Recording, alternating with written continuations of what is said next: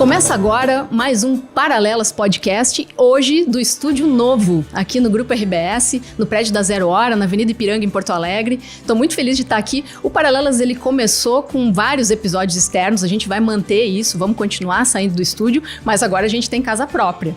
E para inaugurar a nossa casa nova, a gente vai abrir com uma história inspiradora. Inspiradora mesmo. A nossa convidada de hoje, ela teve a coragem de fazer o que muitos de nós gostaríamos de fazer em algum momento da vida, mas não conseguimos. A maioria de nós, pelo menos. Ela largou tudo, inclusive uma carreira de sucesso, no auge profissional dela, botou uma mochila nas costas, um mochilão, que ela chama de monstra, e correu o mundo.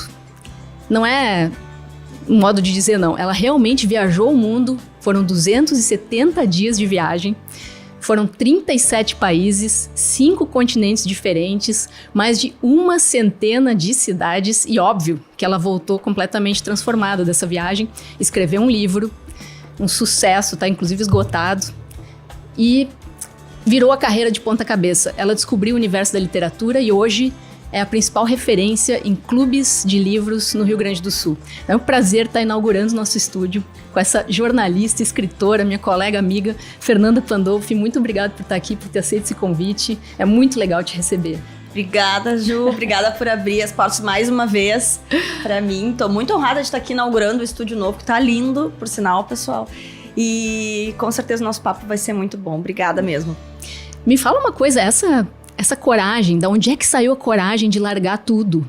Vamos começar lá atrás. Tu era uma colunista de sucesso na Zero Hora, né? Trabalhou aqui no jornal, fez um monte de coberturas, tinha um público incrível e decidiu largar tudo, botar uma mochila nas costas e correr o mundo. Como é que foi isso? Da onde é que saiu a coragem para isso? Porque a gente sonha com isso, mas ninguém tem coragem, ou a maioria de nós não tem essa coragem. Eu não largaria tudo, embora eu também tivesse essa vontade, assim. Como é que foi isso? Eu acho que teve algumas coisas, né? Alguns fatores combinados nessa minha decisão. A primeira coisa, eu acho, Ju, quando eu paro agora para pensar nisso, eu dei a volta ao mundo em 2017, né? Já faz algum tempo. Mas o fato é que eu me tornei colunista muito nova, eu tinha 25 anos. Então, eu acho que eu fui a colunista mais nova da Zero Hora, né? E quando eu paro para pensar, e quando eu vejo as pessoas de 25 anos, hoje eu penso, nossa, que loucura, eu tinha uma responsabilidade, né, desse tamanho. E para mim foi muito legal, eu acho que é o que me coloca aqui hoje, inclusive, né? Foi muito importante na minha carreira, mas teve um momento de esgotamento. E eu acho que eu tinha um medo, assim, muito latente, que me impedia de sair da coluna, né? Que era o de sumir. Né? Então, eu pensava assim, puxa vida, como é que eu não vou estar mais no jornal todos os dias, não vai estar mais a minha foto ali todos os dias, eu não vou mais receber todos esses convites, toda essa atenção, todo esse prestígio. Eu trabalhava um monte naquela época, né? Eu tinha 8 colunas semanais, né? Porque uma delas era dupla. Eu tinha entrada na rádio, eu tinha entrada na TV Com, eu tinha um programa no GZH também, né? Que era um programa de entrevistas. Então, eu estava no auge da produção, mas eu comecei a ficar muito esgotada e muito cansada, e a minha vida pessoal estava totalmente abandonada, assim. Tu teve burnout? Eu tive um burnout e foi, na época eu nem sei se a gente chamava, se já sabia o que era, né, mas eu acordei no meio da madrugada e achei que a minha língua estava inchada, que eu ia engolir a minha língua, que eu ia me sufocar com a minha própria língua, assim. E comecei a achar que eu ia ter foi uma crise de ansiedade, eu morava sozinha já, e aí comecei a achar que eu ia morrer, enfim, né, e madrugada, tentei me acalmar, aí comecei a ir atrás de ajuda psiquiatra, comecei a ficar muito, muito, muito, muito ansiosa. Várias vezes eu achava que eu ia desmaiar, às vezes eu estava no fechamento da coluna e começava a ficar tonta e achava que ia desmaiar, né? E depois eu descobri que isso é a ansiedade, que faz com que o cérebro da gente pare de oxigenar. Então tu respira muito, muito, muito, muito rápido. E era porque eu estava insatisfeita com o lugar onde eu estava, né? Porque a coluna social foi muito legal, mas hoje ela nem tem mais, né, a coluna social como ela era antigamente, mas eram notas, não era escrita, que era sempre o que eu gostaria mais de fazer. Então eu tava ali muito mais num lugar de estrela, né? Aquilo me dava um gostosinho, assim, né? O ego da gente precisa. E aquilo não me deixava desistir, né? Porque eu pensava, como que eu não vou mais ter tudo isso aqui? Né? E para onde eu vou? Então, quando eu decidi sair, foi quando eu pensei, bom, e se eu sumisse mesmo? Se as pessoas todas esquecessem, eu tive que trabalhar isso em mim. Não me convidassem mais para nada, eu tivesse que recomeçar a minha carreira do zero. Pensei, bom, faz parte, acho que talvez... ok, eu venho aqui daqui uns 6 meses, 7 meses, bato a porta da 0 hora de novo, vejo se tem algum espaço para mim, saio sem fechar nenhuma porta. E aí, bom, para onde vamos, né? O que vamos fazer? Vamos para o mundo. Exatamente. E aí um amigão meu, o Ron, ele tinha acabado de fazer essa viagem, essa volta ao mundo. A gente ia participar de um workshop junto. E aí ele me disse assim, olha, sabe que quando eu fiz a minha viagem, as pessoas me pediam muito para escrever sobre. E eu não sei, não tenho esse dom e tal, né? Não é minha área. Eu fiquei pensando, por que tu não investe nisso e tal? Não tem vontade de fazer? Eu falei, eu tenho vontade de fazer, mas... E a logística, e a grana, e tudo, né? Ele me disse, não, existe uma passagem de volta ao mundo. Que isso poucas pessoas sabem. Existe mesmo? Existe mesmo. Tu compra pelas companhias aéreas, né? O OneWorld, as grandes companhias. E aí, eles fazem todo esse link. Tem uma série de regras que tu tem que cumprir. Ela é feita para mochileiro mesmo, essa passagem. Então, tu tem que seguir sempre o mesmo fluxo. Tu não pode voltar. Tu tem que começar e terminar no mesmo lugar. Tem um prazo. Uma coisa boa dessa passagem é que tu pode remarcar quantas vezes tu quiser sem multa. Então, tem alguém que te atende diretamente. Então, é todo um atendimento direto para o mochileiro. Ela na época, era um valor muito em conta, se tu for pensar, assim. É o valor de uma passagem que tu tem direito. Eu parei 10, tive 10 paradas, né? E aí, eu falei, bom, né? Eu tava, na época, solteira. Achava que ia morrer solteira mesmo. Não ia ter ninguém. Desempregada, sem emprego, sem saber para onde ia. E eu falei, acho que vou tentar essa loucura aí. Não dá pra pensar muito, né? Mas eu entendo que é uma coragem mesmo, assim. Porque não é só pela questão de grana, que é muito importante. Não podemos negar de ficar um ano inteiro viajando. Mas pela questão de deixar tudo mesmo, deixar as pessoas. Eu me desconectei da internet também, né? Saí de todos os grupos de WhatsApp. Fiquei sem chip, eu viajei sem chip de internet, sem conexão nenhuma. Então... Nossa, que radical, filho. Fui radical mesmo. Quis uma experiência de introspecção, assim. Na verdade, essa não foi apenas uma viagem, né? Foi a busca de um sentido pela vida, um sentido para a vida. É isso que tu buscou com essa volta ao mundo? Eu acho, assim, foi um reencontro. Eu acho bem importante dizer, Ju, também, que a minha viagem, ela não foi o que me tirou da depressão.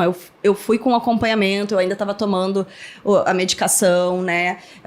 Tava com o meu acompanhamento da minha psicóloga, então não foi isso que me tirou da depressão. Tinha um acompanhamento paralelo e que seguiu depois ainda no meu retorno por um tempo.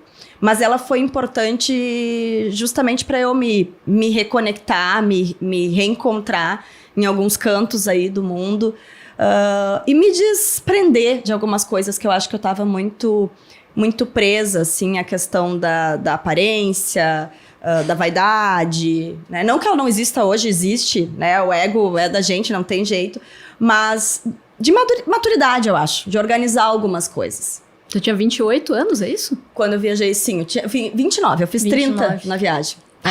Fiz 30 na estrada. E foi só com uma mochila mesmo nas costas. Como é que foi arrumar essa mochila? Foi complexo. O que se leva para uma viagem de volta ao mundo? Exatamente. Que tu não sabe onde é que tu vai parar, quando é que tu vai voltar. O que se leva? Então, eu não queria pagar excesso de bagagem. Então, era 20 quilos, né, só. E aí, eu coloquei roupas, assim, 3 calça jeans, blusas neutras, cinza, preto, branco. Obviamente, nenhum salto alto.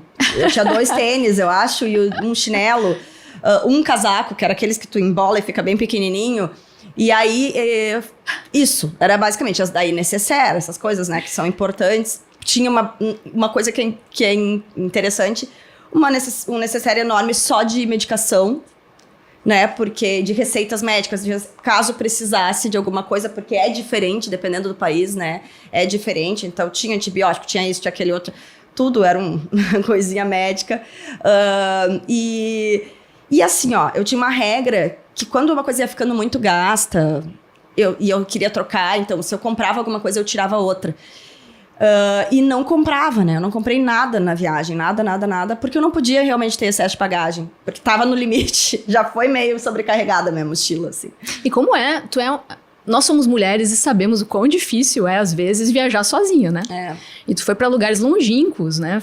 Não é uma viagem aqui até, sei lá, Lisboa, vamos lá. Tu foi pra Ásia, pra Índia, Como é que é pra uma mulher viajar sozinha? E quando tu contou pros teus pais essa tua ideia maluca, eles não ficaram apavorados? Sim, sabe que as pessoas falam muito isso, perguntam como a minha mãe ficava. E a tua mãe, como é que era pra tua mãe? O meu pai, ele sempre foi me impulsionou muito em todas as minhas maluquices, assim. Então foi ele que deu, quando eu falei, olha, eu tô pensando em fazer isso, ele, vamos se informar, ver como é que é e tal. Mas ele sempre foi muito tranquilo. Mas a minha mãe realmente ficava com o coração mais apertado. Então tinha uma regra que cada vez que eu entrasse, eu chegava num lugar, ou saía, pegava um avião, um trem, que fosse, eu tinha que avisar, tô embarcando, tô saindo, tô embarcando, cheguei, né? E então eles estavam sempre muito cientes onde eu tava, isso sim, né? Eu tava em comunicação com eles. E ser mulher, assim, viajando sozinha é diferente, obviamente.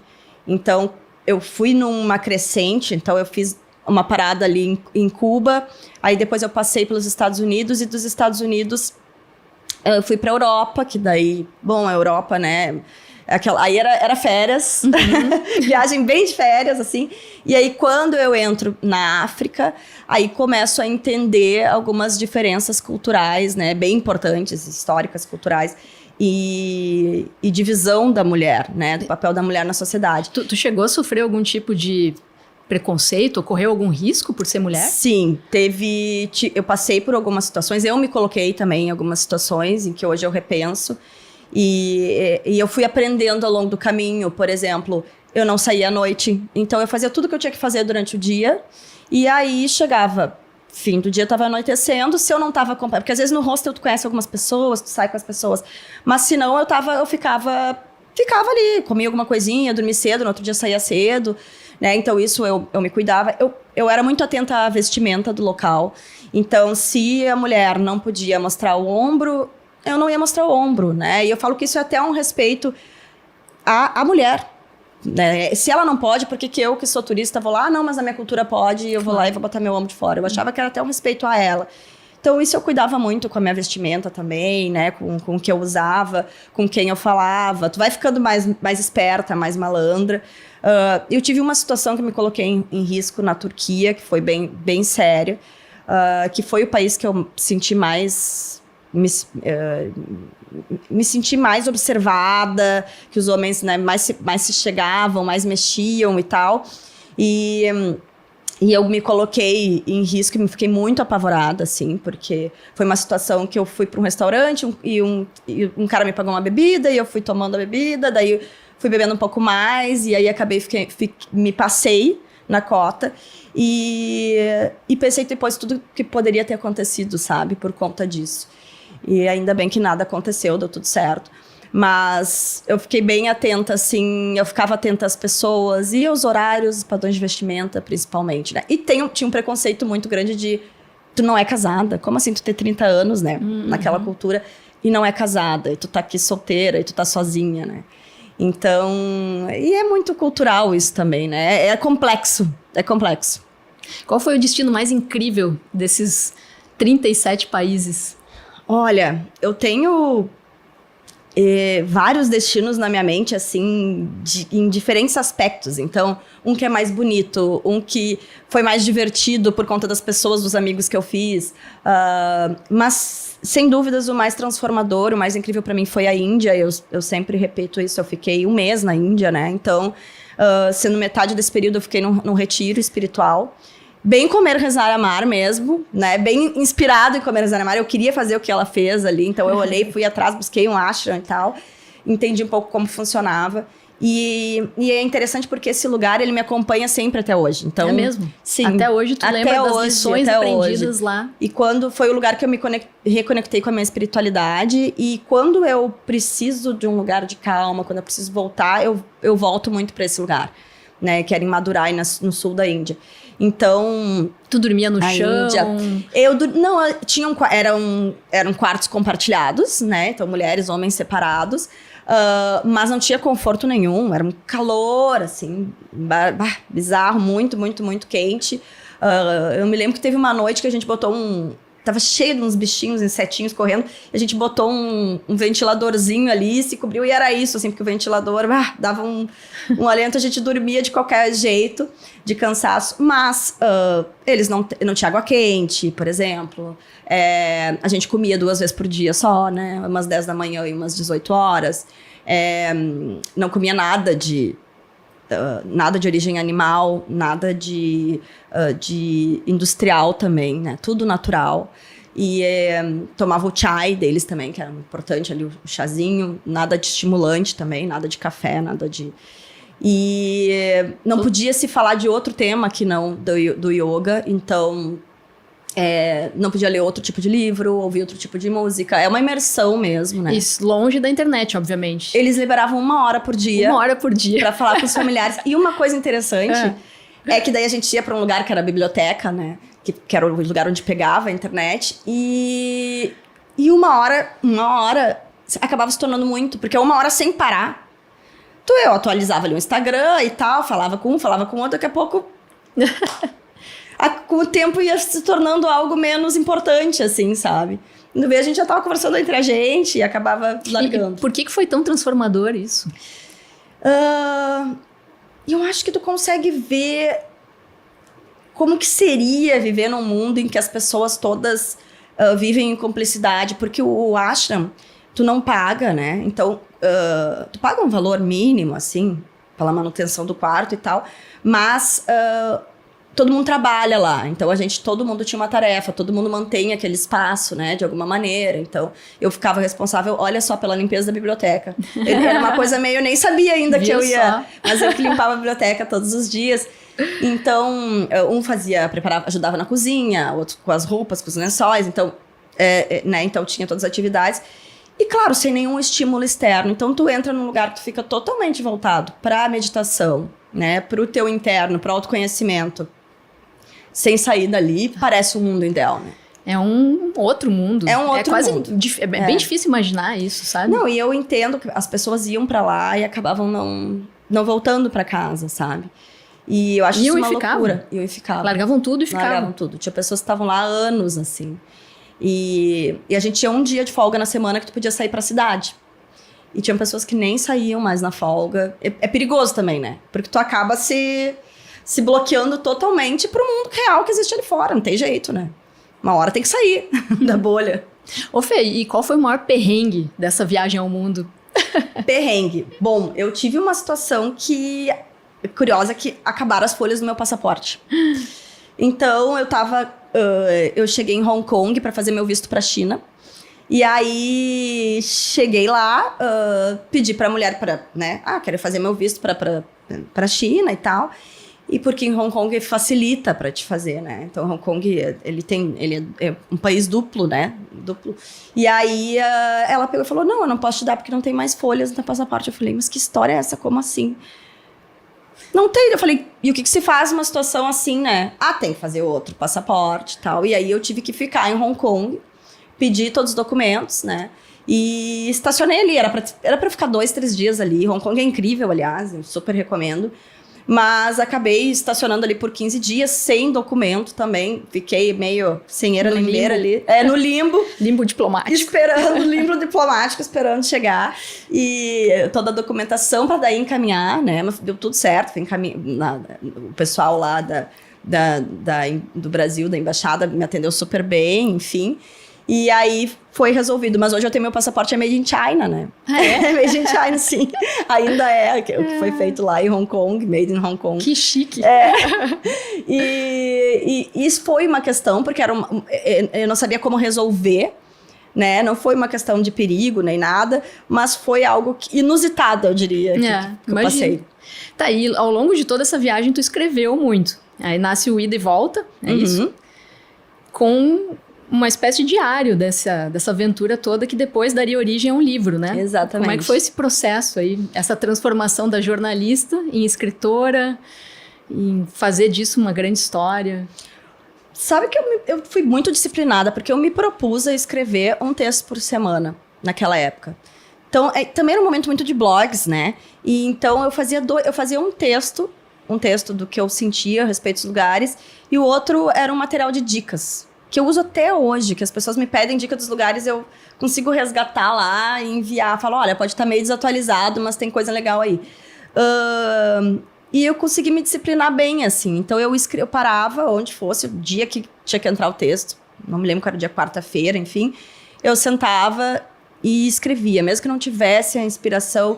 E é interessante porque, como a minha ideia era escrever sobre o que os lugares despertavam em mim, eu ficava atenta a tudo, assim, o que vai dar esse texto? Onde vai estar esse texto? Onde ele está escondido, né, nesse lugar? E foi muito legal. Hoje eu revisito, quando eu revisitei para escrever o livro, nossa, tinham coisas que eu nem lembrava, né? E como é importante a gente manter diários. Então, eu não sabia que eu ia dar um livro, eu não sabia que eu ia trabalhar com escrita futuramente, né? Eu tinha essa vontade, obviamente, né? Foi também algo que eu pensava, mas eu penso para todo mundo, sabe? Diário de viagem, diário de vida mesmo, tu escrever um pouquinho, fazer teus registros, para depois revisitar o quanto é importante para o nosso processo de autoconhecimento e de memória, né? Porque como a gente bloqueia memórias também, quando eu olho algumas coisas escritas, eu penso, nossa, não lembrava, e volto para aquela situação, né, imediatamente. Então, foram esses registros ao longo dessa viagem que eu tinha vontade de botar num livro quando eu voltasse, esse era o plano. Mas aí demorei 5 anos, né? 5 anos para escrever. 5 E aí anos. nasceu Quem é a Estrada? Quem é a Estrada? Por que esse título? Quem é a Estrada? Porque eu comecei a me dar conta que o que fazia os lugares eram as pessoas, não exatamente os lugares, eram as pessoas que eu encontrava. O que tornava um destino mais legal, mais interessante, era quem estava lá, né? A maneira como eu ia ser recebida, ou a experiência que eu ia passar, como eu falei da Turquia, para mim foi traumático, mas daqui a pouco se eu voltasse lá e encontrasse outras pessoas, outra situação, fosse um outro momento, eu ia amar, né? Ou como a Índia, eu tive toda essa experiência com essas pessoas que compartilharam comigo ali o retiro espiritual. Então, eu me dei conta que eram os que as pessoas iam me mostrando ao longo do caminho e o quanto eu ia sendo transformada pela vida dessas pessoas, né? E que a gente está tudo conectados, eu acho. Nós estamos conectados por esse fio histórico, né? Da gente, dos nossos antepassados, enfim, que a gente acaba se encontrando em algum lugar, né? Tá, e aí nasceu o livro, e aí nasce a escritora Fernanda Pandolfi, e vem toda essa descoberta, ou redescoberta do universo literário, de um outro jeito, né? Sim. Como é que daí se saltou pro clube de livros, e como é que tu te torna uma referência nisso? É impressionante, né? Como cada vez mais gente está interessada nisso e como a literatura está renascendo, me parece, apesar da crise, né? De a gente saber que muita gente não lê e tal. Como é que foi essa transição, né? Olha, quando eu lancei o livro, eu já estava trabalhando como influenciadora já fazia um tempo. Eu era influenciadora de viagens, né? E de lifestyle. E então, a gente vinha da pandemia, né? E a pandemia... Nossa, os influenciadores trabalharam muito na pandemia, porque estava todo mundo conectado e as marcas, elas precisavam se fazer presente. Então, eu tava, assim... praticamente um Shopee. Tava vendendo tudo dentro do meu... Como é que era? Polishop, lembra? Lembro. Então, assim, vendendo tudo dentro do meu perfil, né? E era de tudo. Não tinha um nicho, sabe? Era assim, um dia eu tava vendendo caneca, no outro dia a pet shop, no outro dia, assim, tudo. Passava fazendo publi. E tudo bem. Ganhei uns pila ali, foi bom e tal, né? E nesse processo, escrevendo meu livro. E aí, quando eu lancei o livro... Eu vivi muito a história do livro, os lançamentos, né? Então, viajei pro interior para fazer os lançamentos. Porque eu não tive parceria editorial, né, Ju? Tu lembra? Então, até a Ju deu em primeira mão, me ajudou muito, inclusive, porque graças à matéria da Ju, que a Pocket Store botou para vender o livro lá. Então, começou a procura. Então, eu precisava muito disso, da divulgação. E isso, minha rede me ajudou também, né? Então, eu lancei o livro e vivi por 6 meses a história do livro. Muito em cima desses lançamentos, dessa viagem, de ir nas livrarias, de leva aqui uns exemplares, leva outro e tal. E aí passou, como tudo, né? Passou. E eu voltei para aquela... Crise existencial. E agora? Vou ter que dar outra volta, mudar louca. Não. Aí eu, voltei a ser Polishop. Não. E aí eu via que quando eu minimamente escrevia um textinho no meu Instagram, bombava, assim. Compartilhava, eu ganhava um monte de seguidor. Aí o pessoal vinha pra arena, não tinha show, né? Porque daí no outro dia só tinha produto, só tinha coisinha. E aí eu, puxa vida, eu acho que eu vou ter que me focar nisso uma hora, né? Só que eu tinha medo do que ia acontecer com onde eu tava pagando meus boletos, né? Enfim. E aí, então, eu dei uma meta, né? Então, até o final daquele ano, eu iria continuar fazendo o que eu já tava entregue, o que eu já tinha me comprometido. E a partir do dia 1º de janeiro... De que ano? De 22. 2022. 22. Eu viraria totalmente pra escrita... e só falaria de storytelling, já era professora de storytelling na SPM, então só de storytelling, cinema, livros, e escrever também, voltar a escrever, para tentar abrir esse caminho editorial. Foi mais uma atitude corajosa, porque apostar em cultura... Né? Sabemos. Sabendo tudo que o Brasil passou nos últimos anos, com os artistas sendo criticados, não sei o que lá, foi corajoso, né? E também porque muitas portas fecharam de novo, né? Porque eu mudei muito o meu perfil, e aí todos os meus clientes ficaram para trás e tal. E aí eu... mas é isso, vamos ver o que vai aparecer aí nesse caminho, vamos tentar ir por... Né? 1 mês, 2 meses, nada acontecia, meu Deus do céu.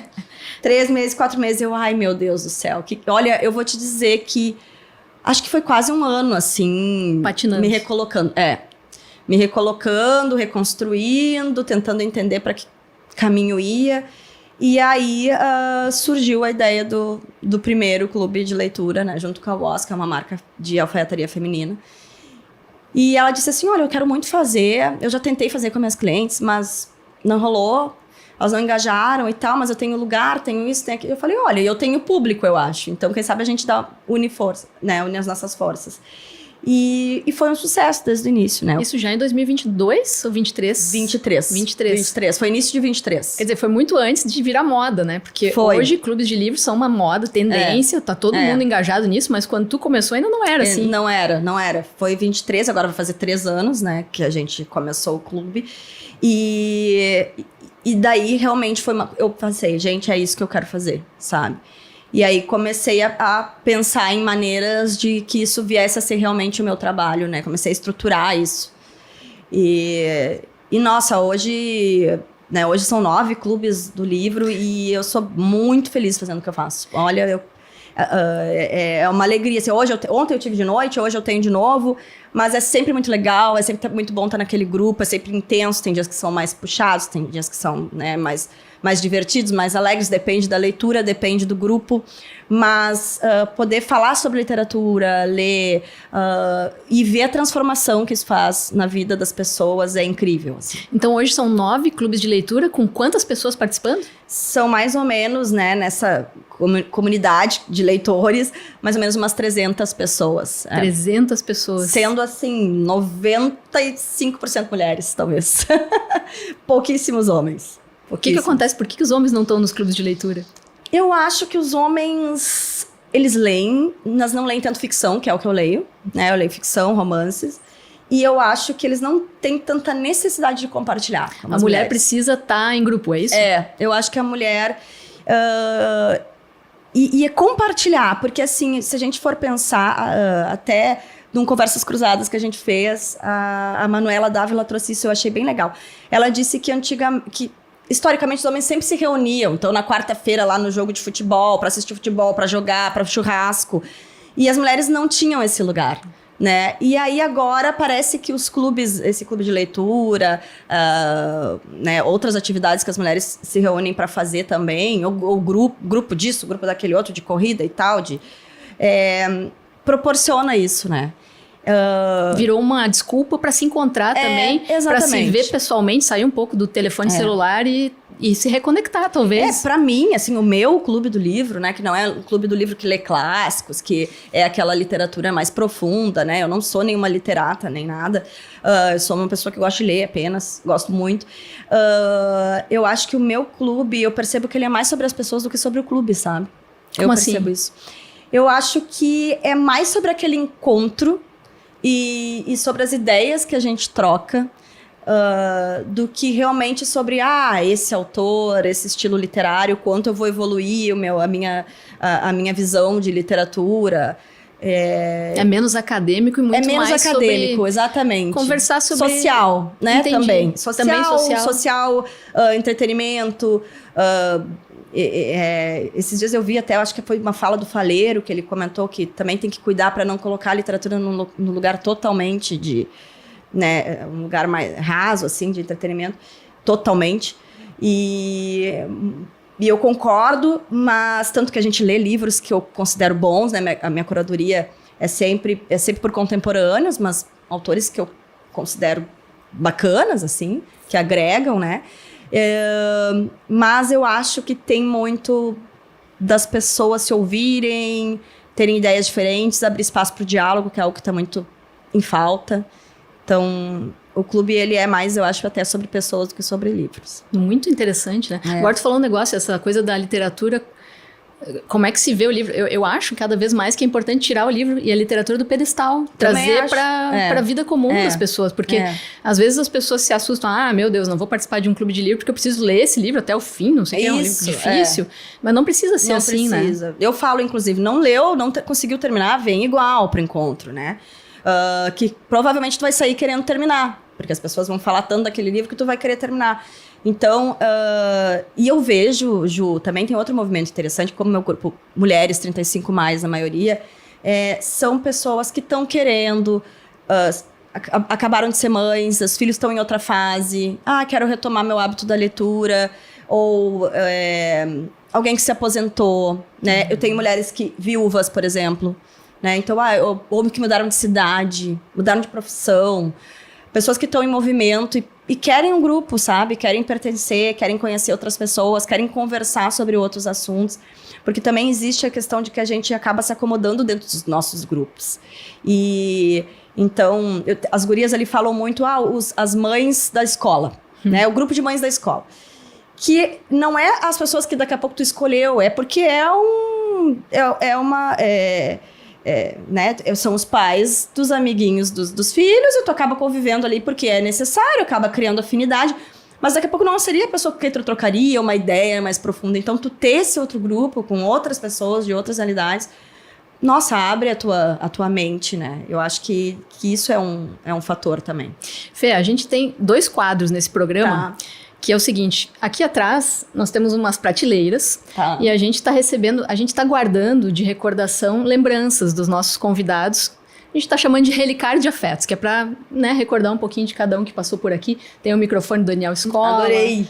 Tem o livro da doutora Rosângela, enfim, tem de tudo aqui. Queria saber se tu trouxe alguma coisinha para a nossa prateleira. Eu trouxe o calendário do nosso... Do Clube de Livro Fê Pandolfo. O bom é que ele é temporal, já vou botar aqui. Ele só tem os dias, não tem os meses. Então, tu vai virando e não tem o ano. Então, tu coloca o dia que nós estamos. E tem umas frases aqui. Com frases de autores de livros que a gente leu no clube, Ler é enxergar o outro. Esse é o lema do meu clube, As amizades mais lindas são imunes ao tamanho do intervalo entre a esquina e o telefone. Cláudia Tages e Diana Corso. Poxa vida, que legal. Exatamente. Que incrível, adorei. Qual é a frase do dia? Que dia é hoje? Hoje, nem sei que dia é hoje. Dia 18, vamos ver. Vamos procurar qual é a frase do dia. Quando somos capazes de ficar sozinhos, podemos estar com os outros sem usá-los como válvula de escape. Nossa, Bell Hooks, tudo sobre o amor, novas perspectivas. Então são frases de livros. De livros que a gente leu. Foram lidos. E aí fica aí. Olha aí, Obrigado. E a gente pede também uma foto que tenha marcado a vida do nosso convidado ou convidada. E eu sei que tu trouxe várias fotos, né? O que nós vamos ver aí, Didi? Então, a primeira Eu me esticando aqui. Preguiça de andar até ali. É que meu sofá é muito grande. Eu tô só me exibindo com o meu sofá. Eu aqui esticando. Bom, a primeira eu trouxe na Índia, né? Eu gosto dessa Que te marcou muito, né? Que é no Taj Mahal. Porque eu gosto da minha expressão, assim, eu acho que eu tô plena. Um momento de plenitude. E como eu falei, né? A Índia foi um lugar para onde eu quero voltar e que me transformou. E a outra, eu trouxe uma lembrança da Zero Hora muito maravilhosa, que ontem eu tava mexendo no meu arquivo pra achar as fotos, né? E achei essa foto de 2014, quando eu fui escalada para fazer a cobertura do Mundial, que foi no Brasil, né? Em Porto Alegre. E aí, muito homem, e só eu. Eu tenho mais uma colega que era da TV ali. E são muitos homens, e aí eu tô segurando a bola, e eu gosto muito dessa foto, porque eu era muito nova também, né, em 2014. Fala um pouco da tua história. Fala da minha história. E do teu pioneirismo também, né, porque a gente vê o jornalismo quão masculino era, como isso já mudou também nas redações. Não, né? Tem figuras aí, bom, tu lembra, né? Paulo Santana Paulo tá Santana, aqui. exatamente, pertinho ali. Que legal. Então, pra mim, eu gosto muito dessa foto, assim, além de ter sido uma cobertura que pra mim foi muito importante, pela juventude, por ser uma mulher no meio de tantos homens aí, abrindo espaço. Ô Fê, e olhando hoje tu é mãe, né, tem o Frederico, é casada, não ficou solteira pra sempre, que era teu medo. Tu faria uma nova volta ao mundo? Tu teria coragem hoje de encarar de novo, não? Eu acho que não, sabe? Eu quero muito viajar com o Frederico, assim, né? Quero mostrar o mundo pra ele. Eu gosto muito de mostrar os meus lugares pra ele, até aqui em Porto Alegre, né? É muito legal. Tu vai num lugar que tu gosta muito e mostra pra ele e tal. Esse lugar que eu sempre venho, que eu gosto de passear e tal. Mas eu vejo, porque eu já voltei para muitos lugares, né? Eu costumo voltar e de volta. e nunca é a mesma coisa, né? Então, eu acho que a gente pode acabar... A gente não é a mesma pessoa. Então, acho que pode ter uma frustração, uma expectativa e uma frustração. E eu acho que não é necessário, né? Eu acho que é uma experiência que... Check. E é mais difícil partir ou voltar de uma viagem dessas? Eu acho que é mais difícil partir. Para o desconhecido. Para o desconhecido, deixar as pessoas que tu ama, né? Não saber o que vem pela frente. Eu penso muito naquela história da brasileira que estava escalando lá em Bali, né? E caiu no vulcão, né? Vulcão. Que é isso, ela tava ali. E quando tu tá nesse espírito viajante, tu tá muito achando que nada vai acontecer, que tu tá de férias, que tu tá... né, num momento de diversão, de lazer, então eu acho que partir é mais difícil que voltar. E para encerrar o nosso papo, que já passou 40 minutos praticamente, que mensagem dá para deixar para as pessoas? Porque eu imagino que tenha pessoas que estão nos assistindo, nos ouvindo, assistindo, enfim, que talvez quisessem fazer uma mudança na vida, mas tem medo. Uhum. Olha, eu acho que a mudança... ela é mais difícil tu tomar a decisão do que realmente tu mudar. A tomada de decisão é o principal. Então, às vezes a gente fica remoendo ali, né? Por anos, uma decisão, alguma coisa que tá te incomodando, né? E aí... E vale para um monte de coisa, não é só viajar ao mundo, né? Exatamente. Vale para um casamento, vale... maternidade, casamento, né? Quem tá num casamento que não tá legal. Profissão, tudo. E aí tu fica anos remoendo aquilo ali. E eu acho que é a tomada de decisão, assim. No momento que tu toma a decisão, parece que se abre um portal. Porque aí tu só cria os passos para essa decisão tomar forma, né? Então, eu acho que é trabalhar na tomada de decisão. E para trabalhar na tomada de decisão, é terapia, é autoconhecimento, é se entender um pouco mais e ver quais são os entraves que estão te colocando nessa barreira. Tu te arrepende de alguma coisa? Não, nada. Acho que não. Tá tudo controlado. E o melhor, não foi esquecida, voltou, tá na mídia. Não fui esquecida, olha aqui, tô aqui. Ai, não, essa é boa. Acho que deu certo, claro. Porque o teu grande medo era esse, né? Era a invisibilidade. Na verdade, eu acho que o meu grande medo era não ser amada, né, Ju? Porque eu tava no momento que eu achava que eu... isso eu tenho até eu falo no meu livro, que eu não queria confessar isso, mas eu tinha essa questão de será que eu vou ficar sozinha para sempre? Será que eu não vou encontrar ninguém? Né? Isso para mim era importante naquela época, mas eu não me convencia muito disso. Então, eu acho que quando eu me organizei de que tudo bem se eu ficar sozinha, e tudo bem se eu não estiver mais na 0 Hora, e né, acho que outros caminhos podem se abrir, foi quando as coisas evoluíram. Certo, Fê. Esse programa, ele tem a produção do Tainan Schroeder, que tá aqui atrás da câmera, e tem na equipe técnica lá no estúdio, que agora a gente tá assim, a gente grava aqui e o pessoal tá lá em outro lugar, lá fazendo as captações. O Leandro Moca, que tá lá. Beijo, Leandro. É que a gente tem a Larissa Guerra também hoje aqui no estúdio, nossa coordenadora de podcasts aqui. Muito obrigada por ter vindo, tá? Um prazer te receber. Sou tua fã. Espero que tu consiga fazer muitos mais clubes de livros. Tomara. Que esses 9 virem 18, 20, 30. Vamos puxar muitos Se leitores. for possível, né? Obrigado, tá? Obrigada. E o Paralelas termina aqui. Até a próxima. Beijo pra vocês.